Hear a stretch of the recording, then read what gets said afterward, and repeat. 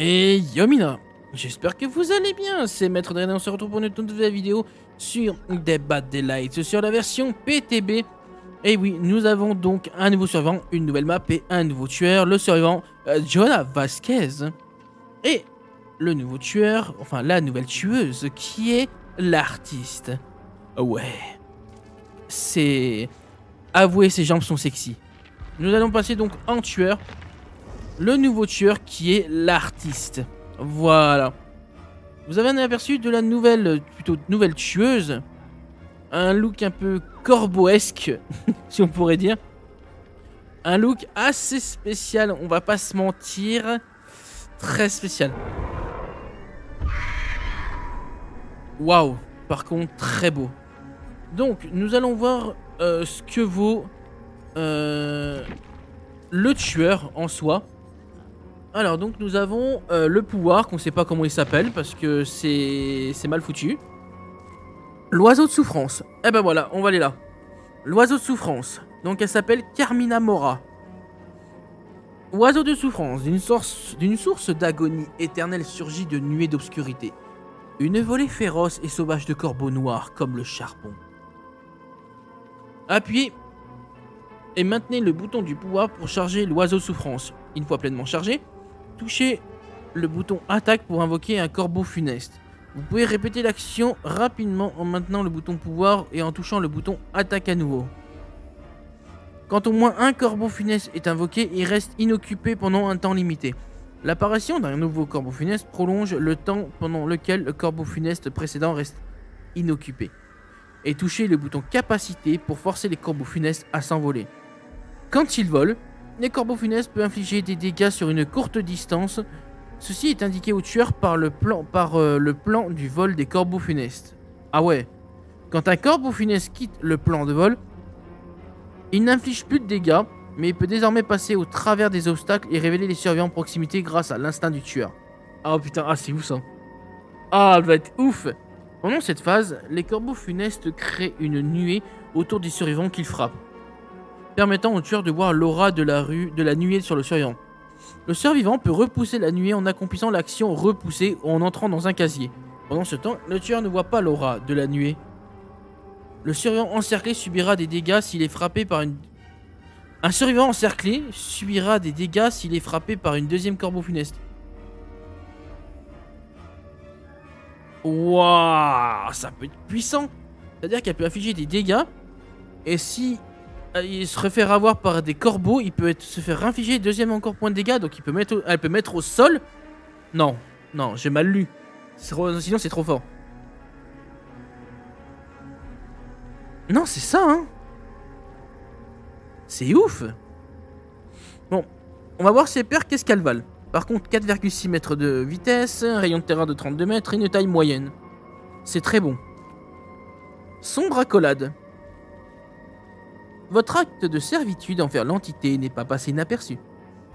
Chaque fois qu'un survivant est suspendu à un crochet pour la première fois... chaque fois qu'un survivant est suspendu à un crochet pour la première fois, vous gagnez un jeton.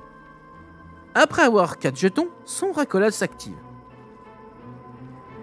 Donc chaque fois qu'un survivant est suspendu à un crochet, ça met un jeton. Dès que t'en as 4, la pergue va s'activer. L'entité bloque tous les générateurs pendant 20 secondes et vous voyez l'aura de l'obsession pendant 4... Wow, mais c'est trop bien. Ah, ça peut être bon comme perk, hein. Parce que chaque fois qu'on va accrocher un survivant à un crochet, eh ben, ça gagne un jeton. Et dès qu'on aura 4 jetons, pendant 20 secondes, tous les générateurs seront bloqués par l'entité. Et notre obsession, on la voit sur la map. Non, c'est très fort. C'est très très fort. Après, ça peut faire du bien parce que la méta est beaucoup survivant. Il y en a beaucoup qui se plaignent des tueurs. Mais non, la méta est survivant actuellement. Les tueurs ont beaucoup de mal. On croirait pas, mais en dehors des tueurs qui utilisent le côté obscur du camp et du tunnel, qui ne savent pas mettre le skill à rude épreuve, bah, c'est très chaud. C'est très chaud, ça peut être très chaud. Crochet flagellateur, écho de douleur. Une douleur accablante résonne dans le chaos. Au début de la partie, jusqu'à 4 crochets aléatoires sont changés en crochets flagellateurs. Vous voyez leur aura en blanc. Déjà, les crochets flagellateurs, je crois qu'il y a un tueur qui fait ça. Je crois que le crochet flagellateur, c'est utilisé par le... C'est pas utilisé par Pinehead. Quand un survivant est suspendu à un crochet flagellateur, les générateurs avec la meilleure progression explosent, perdant 9% de sa progression et commencent à régresser. Les survivants qui réparent le générateur crient et révèlent leur position. Ok. Ouais. Ça me fait énormément penser à la perque de Pinehead. Donc là, de ce coup, il n'y a pas trop d'originalité, mais en soi, 9% de progression. Et si, imaginons, il y avait personne qui était dessus, ça baisse de ouf. Comme s'il y avait ruine. Oh, un nouveau sort. Alors ça va faire peut-être plaisir. Sort, repentir. Vous réveillez le véritable pouvoir des totems enfouis dans leurs vestiges. Vous voyez l'aura des totems détruits. Hein? Vous voyez l'aura des totems détruits. Vous pouvez effectuer un rituel sur un totem détruit pour le ressusciter sous la forme d'un totem ravivé. Plus il y a de totems ravivés, plus leur effet augmente. Non! Ah non! Non, ça par contre, ça va être OP du... Non, ça c'est trop cheat. Enfin, pour l'instant, de ce que je vois, c'est cheaté. Parce que ça veut dire que ça permettrait à moi qui, à chaque game, détruit les totems, si le tueur les fait revenir, à moins qu'on détruit le sort repentir. Mais tant que son sort repentir n'est pas détruit, c'est-à-dire que s'il reste toujours un totem de feu et qu'il reste celui-là, elle peut régénérer les totems. Et vous imaginez, est-ce que ça peut faire revenir un totem de feu du genre immortel? Je ne sais pas. Un totem ravivé réduit la vitesse de réparation des survivants de 20%.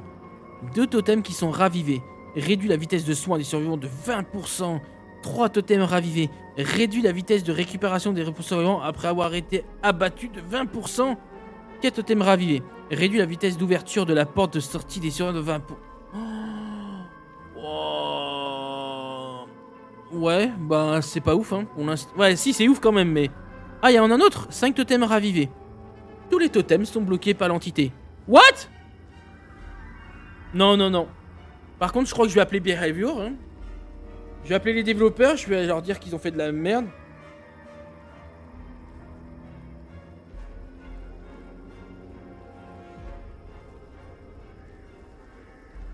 Merde, j'ai pas leur numéro, j'étais en train de regarder mon téléphone.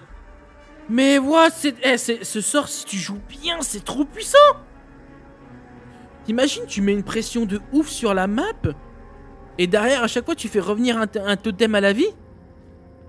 Et dès qu'il y en a 5, ton no-head est indestructible. Ta ruine, si elle était encore sur le terrain, est indestructible. Quand un totem ravivé est retiré, ses vestiges sont consumés par l'entité.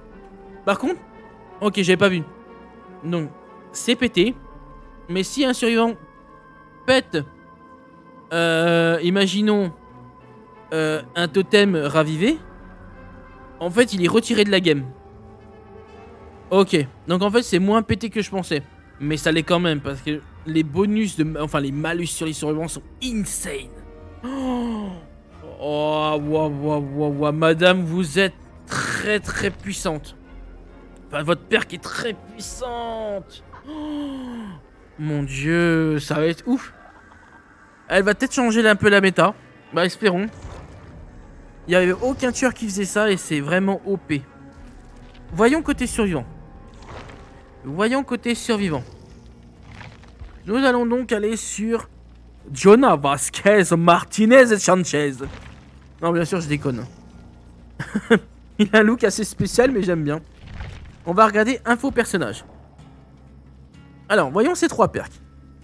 Surmonter. Vous avez calculé l'énergie que vous pouvez vous risquer de dépenser.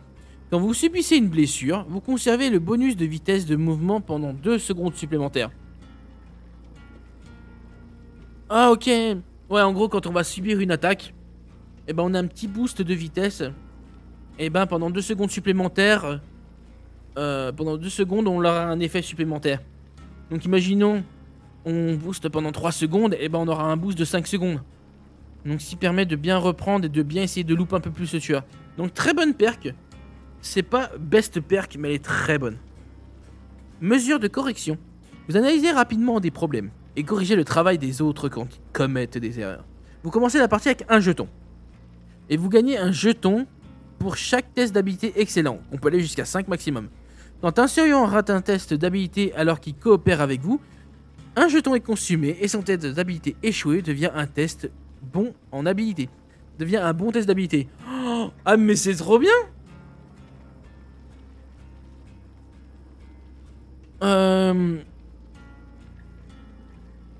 En fait, c'est uniquement si tu joues en team avec des coéquipiers ou si t'as peur qu'ils se trompent. Parce qu'en fait, c'est quand un survivant rate un test d'habilité alors qu'il coopère avec vous. Donc ça n'a pas l'air de marcher que pour le... Si je mets c'est pour jouer perso, en solo queue, elle est pas ouf. Mais quand tu joues avec quelqu'un, donc son test d'habilité, donc il le loupe, mais il se transforme en bon test d'habilité et ne fait pas péter le générateur. Mais il faut qu'il doit compter sur nous pour faire des tests excellents par contre. Bénédiction. Exponentielle. Allez. Encore un truc de bénédiction. Lui aussi il en fait maintenant là. Quand c'est votre tour, vous trouvez le moyen de recalculer les probabilités. Appuyez et maintenez le bouton de la capacité près d'un totem passif ou ensorcelé pour le bénir et créer un totem de bénédiction. Ok, des doutes maintenant dans un 24 mètres. Tour suivant à portée du totem de bénédiction récupère 90% plus vite et peut récupérer pleinement d'un état critique. Quoi? Eh non mais ils ont pété un câble. Tour suivant à portée d'un totem de bénédiction récupère 90% plus vite. Donc en fait c'est un totem quand t'es au sol. Quand t'es au sol, tu récupères 90% plus vite. Et s'il n'y a aucune personne autour de moi, ce totem te permet de te relever tout seul d'un état critique sans indéflectible. Merci. Merci. Bon, il faut qu'il soit à côté du totem. Donc à la fois c'est puissant et à la fois c'est nul. Parce que, voilà, tu peux pas calculer où tu vas aller. À moins que tu te dis, oh le totem est là, je vais tomber, voilà, je le fais. Mais logiquement, un tueur te récupère de suite, mis à part s'il veut slug en endgame. Donc s'il slug en endgame et que tu vas vers le totem, tu te relèves. C'est très puissant. Vous pouvez venir qu'un totem à la fois. Ok, bon, et ben en tout cas, c'est très puissant. Alors le dernier peut être très bien, hein, comme tous les totems de Benny. C'est à la fois bien et à la fois pas utile. Enfin, pas utile. C'est à la fois bien et à la fois moins bien, parce que c'est bien de bénir un totem, mais le tueur, tout le temps que tu mets pour bénir un totem, surtout un totem de feu, tout le temps que tu mets, plus de 20 et quelques secondes, 23 je crois, pour que lui il l'écrase en 2-3 secondes. C'est pour ça que les totems, j'ai pas trop confiance à 100% pour l'instant, et pourtant, je pourrais les jouer, mais j'ai pas trop confiance. Mais en soi, franchement, il a des bonnes perks, mais la dernière, jouer en team, elle peut être trop surpuissante. Voilà, jouer en team, ça peut être surpuissant. On va être d'accord là-dessus. Jouer en team, ça peut être ultra puissant. Et je voudrais voir un truc. On va regarder les add-ons du tueur en partie personnalisée et comment s'appelle la nouvelle map. Oui, parce qu'il y a une nouvelle map. Le nid de corbeau, le cimetière abandonné. Ok, voyons les... Attends, c'est moi, tu viens de retourner ta tête en me regardant. Madame! T'es creepy à souhait. T'es creepy. Ouais, t'es creepy. Je suis désolé de te dire ça, t'es creepy, madame. Alors, jardin de pourriture. Quand un survivant infecté par les corbeaux funestes les repousse, il subit le défaut. Ok. Donc quand il y a des corbeaux du tout autour de lui, s'il arrive à repousser les corbeaux, il est à découvert pendant 5 secondes. Donc ça c'est fort. L'artiste gagne l'effet de statue indétectable pendant la recharge d'oiseaux de souffrance et elle ne conserve aucun corbeau funeste. Et réduit de 1 à la capacité maximale de corbeau funeste. Wow, non, ça va être très fort. Pendant qu'elle recharge, on l'entendra plus. Ça va être fort. L'aura des survivants à moins de 3 mètres d'un corbeau. Alors, l'aura des survivants à moins de 3 mètres ouais, en gros, s'il y a un corbeau funeste qui est inoccupé, donc qui a aucune action, on verra l'aura des survivants, ok. Réduit de 0,5 secondes la durée pendant laquelle les mouvements de l'artiste ralentissent quand les corbeaux funestes s'envolent, ok. Tous les survivants en proximité d'un survivant encerclé par les corbeaux funestes le devient également. Ça peut être joué. Main tranchée, ça peut être joué. Augmente de 1 la capacité maximale des corbeaux, donc de 1 le stock maximal, et réduit de 4 secondes le temps passé. Réduit de 4 secondes le temps passé par les corbeaux funestes à ne rien faire pendant leur désintégration. Ok. L'aura des corbeaux funestes n'est plus visible en vol. C'est un peu nul ça par contre si on voit plus l'aura. À moins que tu peux être un bon main artiste et ça peut être bon. Et l'aura des corbeaux funestes est visible. Ok. Quand les corbeaux funestes encerclent un survivant, il y inflige l'effet du statut inconscient, donc ça peut être bien. Quand les corbeaux funestes encerclent un survivant, il inflige l'effet de statut aveuglement. Ouais, l'effet persiste 15 secondes après qu'un survivant est repoussé. Ah ouais. Statut hémorragie et estropiement. Quand les corbeaux funestes encerclent un survivant, il inflige le statut épuisement en bye bye des dardes. Donc ça c'est bien. Quand les corbeaux funestes encerclent un survivant, il y inflige l'effet de statut entrave pendant... Ok. Réduit le temps de recharge d'oiseau. Ouais, elle a des bonnes perks. Elle a des bons add-ons. Hein. Très très bons add-ons. Hein. Un tueur assez spécial en soi, hein, on va pas se mentir. Mais... elle peut être très très bien jouée. Si j'ai la possibilité de la faire, comme je vais vous dire, si j'ai la possibilité de la faire, je la jouerai. Donc on verra ça. En tout cas les amis, j'espère que cette petite vidéo sur la présentation du nouveau chair vous aura plu et du nouveau survivant. J'essaierai de faire une vidéo pour tomber sur la nouvelle map avec le nouveau survivant. Je vous dis à très bientôt et... wow, tellement badass. Je vous dis à très bientôt et à la prochaine. Et attendez. Bien sûr, sachez que si la date ne change pas, le tueur sort officiellement le 30 novembre. Voilà, je tiens à préciser comme ça. Allez, je vous dis à très bientôt et à la prochaine. Allez, ciao ciao Mina.